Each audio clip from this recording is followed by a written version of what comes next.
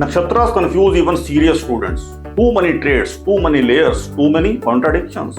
After a point, it feels overwhelming. But confusion doesn't mean you lack intelligence. It usually means the structure was not shown properly. Let me explain what's different here.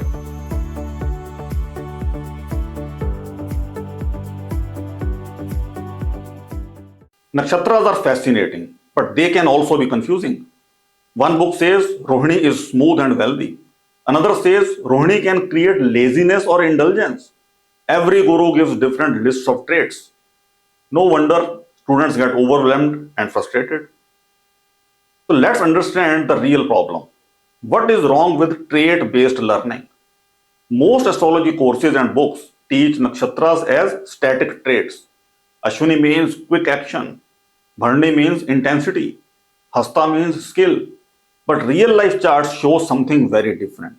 Same nakshatra, effortless results for one person and struggle and pain for another. Why?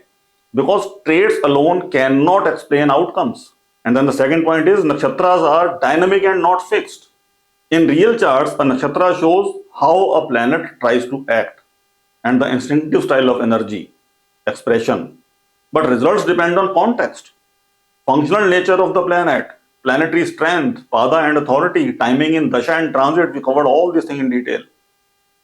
Nakshatra is the stage, but the planet is the actor. We must understand this. Now comes Rasayan, which offers clarity. Rasayan does not just list traits, it teaches you how to read nakshatras in context, how functional nature changes expression, how strength flips the outcome, how padas shift authority, how timing triggers results. It turns confusion into a systematic approach. Hence, students must move from memorization to judgment. Traditional study focuses on memorization. This nakshatra gives this trait. Students end up stacking traits but still lack clarity. Rasayan trains you to think clearly. Which trait matters now? Which can be ignored? How will the planet actually act? Nakshatra is no longer a list, it becomes a tool for accurate prediction.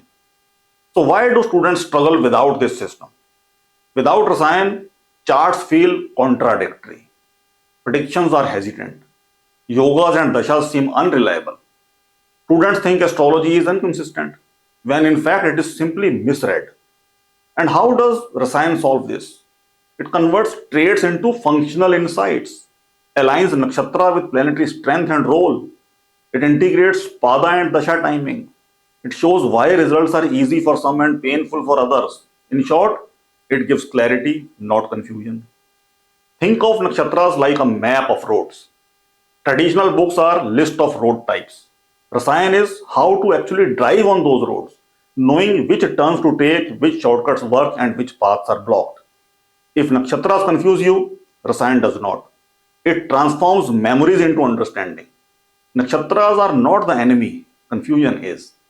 With Rasayan, you see patterns, not contradictions.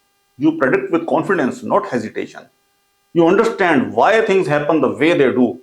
This is the power of structured, functional approach. If you have ever struggled to connect nakshatra traits with real life outcomes, Rasayan gives the clarity you have been missing. Not more memorization, not random lists, but a precise, reliable way to understand and predict. If you have ever struggled to connect nakshatra traits with real life outcomes, Rasayan gives the clarity you have been missing. Not more memorization, not random lists, but a precise, reliable way to understand and predict.